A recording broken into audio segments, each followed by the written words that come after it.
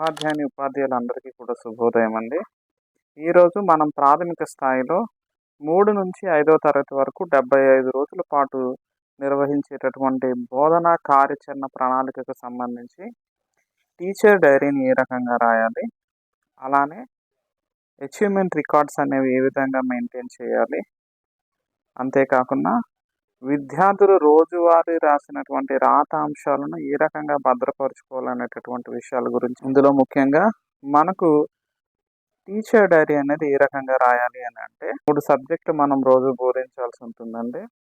తెలుగు, గణితము, అలానే ఆంగ్లాన్ని బోధించాల్సి ఉంటుంది.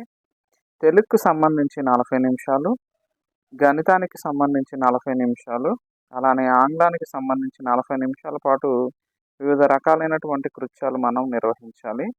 దీనికి సంబంధించినటువంటి కార్యాచరణ ప్రణాళిక అనేది మనకు పుస్తక రూపంలో ఎస్‌సీఆర్‌టీ మరియు సమగ్ర శిక్ష వారు అందించి ఉన్నారు. తదనుగుణంగా ఈ యొక్క డైరీని మనం day wise activity by the teacher అనేటటువంటి దాంట్లో మనం నమోదు చేసుకోవాల్సి ఉంటుందండి. ఫౌండేషన్ లిటరసీ అండ్ న్యూమరసీకి సంబంధించి స్టూడెంట్ ప్రోగ్రెస్ అచీవ్‌మెంట్ రికార్డ్స్ ఏవి మెయింటైన్ చేయాలనే దాని గురించి అవగాహన కోసం నేను కొన్ని రికార్డులు నమూనాను తయారు చేయటం జరిగిందండి. ఇక్కడ చూసినట్లయితే అకాడమిక్ ఇయర్ మరియు మన పాఠశాల పేరు, అలానే బోధిస్తున్నటువంటి ఉపాధ్యాయుడు, అతను బోధిస్తున్నటువంటి తరగతులు ఒక కవర్ లాగా మనం రాసుకొని దాంట్లో కొన్ని రకాల రికార్డులు మనం మెయింటైన్ చేయాల్సి ఉంటుందండి.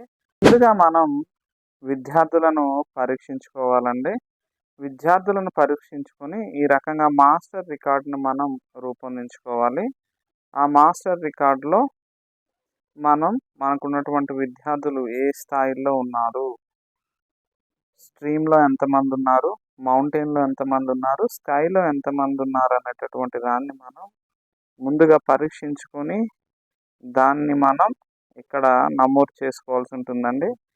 నా పాఠశాలకు సంబంధించి 3 నుంచి 5వ తరగతి వరకు ఉన్నటువంటి విద్యార్థులు మొత్తం 20 మంది అండి.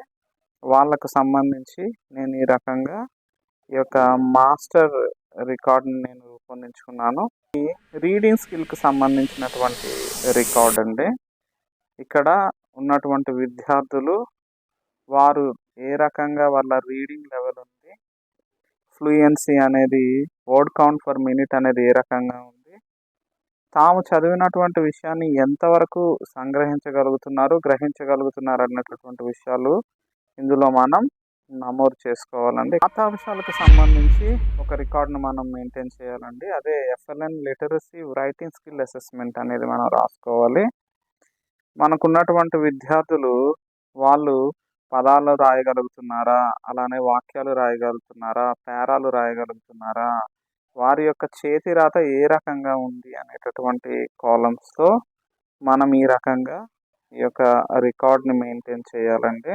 ఎఫ్ఎల్ఎన్ న్యూమరసీ నెంబర్ సెన్స్ అసెస్మెంట్కి సంబంధించి ఎన్ని అంకెల సంఖ్యలను గుర్తించగలుగుతున్నారు, అలానే స్థాన విలువలు ఎంతవరకు గుర్తించగలుగుతున్నారు, సరిపోల్చడం అనేది సంఖ్యను పోలిక అనేది ఏ రకంగా పోల్చగలుగుతున్నారు, అలానే మనోగణనం చేయగలుగుతున్నారు అనేటటువంటి విషయాలను కూడా మనం నమోదు చేసుకోవాలండి. ఈ రకంగా ఎఫ్ఎల్ఎన్ న్యూమరసీ బేసిక్ ఆపరేషన్స్ అంటే విద్యార్థులు ఏం చేయగలుగుతున్నారు, చతుర్విధ ప్రక్రియల్లో విద్యార్థులు ఏ ప్రక్రియలు చేయగలుగుతున్నారు అనే దాని గురించి కూడా మనం ఒక రికార్డును మెయింటైన్ చేయాలండి. విద్యార్థులతో మనం వివిధ రకాలైనటువంటి వర్క్షీట్లు రాయించాలండి. ఇందులో ముఖ్యంగా స్ట్రీమ్ లెవెల్ వారితో, అలానే మౌంటైన్ గ్రూప్ వారితో, స్కై గ్రూప్ వాళ్ళతో వాళ్ళు చేసినటువంటి ఆ రోజుకు సంబంధించినటువంటి రాతాంశాలన్నీ కూడా వారితో ఒక నోట్ పుస్తకం పెట్టి అందులో రోజువారీగా మనం వర్క్షీట్ రూపంలో వాళ్లకు రాత అంశాలకు సంబంధించినటువంటి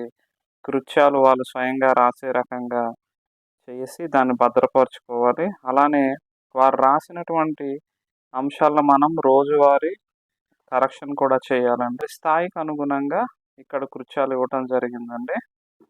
ఇక్కడ చూసినట్లయితే తినుబండారాలకు సంబంధించి చిత్రాన్ని చూసి వాటి గురించి రాయమని అంటే ఆ చిత్రంలో ఏమేమి ఉన్నాయి అనే దాని గురించి పరిశీలించి రాశారండి.